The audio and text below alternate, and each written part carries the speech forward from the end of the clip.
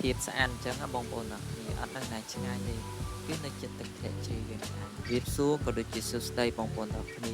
ថ្ងៃនេះនាំអារម្មណ៍បងប្អូនទាំងអស់គ្នាឲ្យមកស្គាល់ទីតាំងមួយកន្លែងដែលមានឈ្មោះថាទឹកធ្លាក់អូតាំទៅលេងនៅទឹកធ្លាក់ជ្រាវច្រើនដងហើយក៏ប៉ុន្តែអត់ដឹងថាមានទឹកធ្លាក់មួយកន្លែងដែលស្រស់ស្អាតបែបនេះទេអញ្ចឹងថ្ងៃនេះខ្ញុំនឹងមកលម្អិតទីតាំងជូនបងប្អូនទាំងគ្នាដែលគាត់ចង់ទៅលេងនៅទឹកធ្លាក់អូតាំងនិយាយពីថាទេសភាពនៅតាមផ្លូវណាបងប្អូនគឺថាស្រស់ស្អាតមែនទែនជាមួយនឹងវាស្រែវាស្រូវអមជាមួយនឹងភ្នំនៅសងខាងហើយបងប្អូនអ្នកខ្លះដែលចូលចិត្តទេសភាពបែបនេះដូចខ្ញុំអាចមកលេងបានជាមួយទឹកធ្លាក់ជ្រាវក៏ដូចជាទឹកធ្លាក់អូតាំងហើយទស្សនវិជ្ជានៅទីនេះបងប្អូនស្រស់ស្អាតមែនទែនតែម្ដងណាភ្នំពេញមកកាន់ទឹកធ្លាក់អូតាំងនេះមិនសូវជាឆ្ងាយប្រហែលទេបងប្អូនប្រហែលជា100គីឡូទេហើយសម្រាប់ដំណើរកម្សាន្តថ្ងៃនេះគឺខ្ញុំមកវល់ល្ងាចទេមកលេងពេលថ្ងៃយើងញ៉ាំបាយហើយគឺយើងរៀបចំទៅភ្នំពេញផ្លូវចូលទៅទឹកធ្លាក់អូតាំងនេះគឺបងប្អូនបាត់ពីផ្លូវធំមកគឺនៅខាងស្នាមដៃណាបងប្អូនពេលដែលយើងបាត់មកគឺ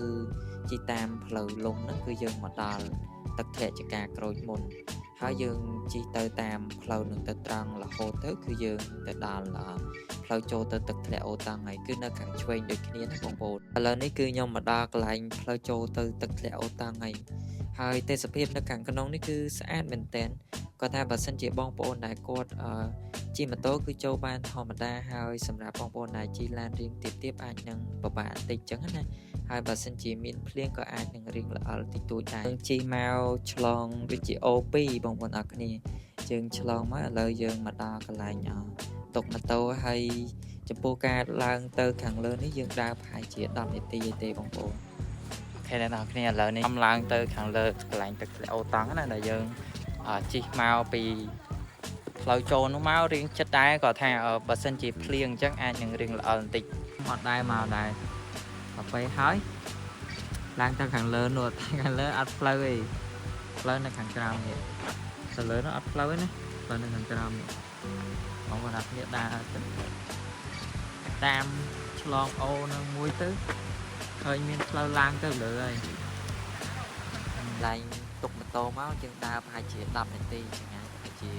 400ម៉ែត្រគឺយើងឡើងទៅដល់ខាងលើនេះចិត្តដល់ហើយផ្លូវស្រួលឡើងតែបងប្អូនភាពស្អាតអញ្ចឹងបងប្អូនទាំងគ្នាបើសិនជាបងប្អូនទាំងគ្នាយកអាហារយកអីមកញ៉ាំហើយសូមមេត្តាវិចខ្ចប់សម្រាមយកទៅក្រោមផង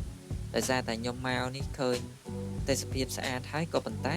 បងប្អូនមួយចំនួនតូចគាត់ញ៉ាំហើយគឺគាត់អត់បានប្រមូលសម្រាមយកទៅចោលទេ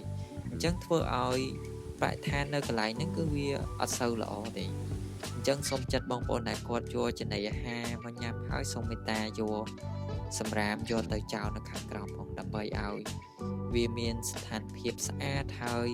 មានបរិយាកាសបែបធម្មជាតិមើលទៅគឺថា clean ស្អាតអញ្ចឹងបរិស្ថានល្អគឺផ្ដើមចេញពីបងប្អូនទាំងអស់គ្នាអញ្ចឹងចូលរួមថែសារបរិស្ថានទាំងអស់គ្នាអញ្ចឹងយើងមកទស្សនាជាមួយនឹងទឹកធ្លាក់ទាំងអស់គ្នាគឺថាស្អាតមែនទែនបងប្អូនទាំងអស់គ្នាខ្ញុំចូលចិត្តហើយខ្ញុំមក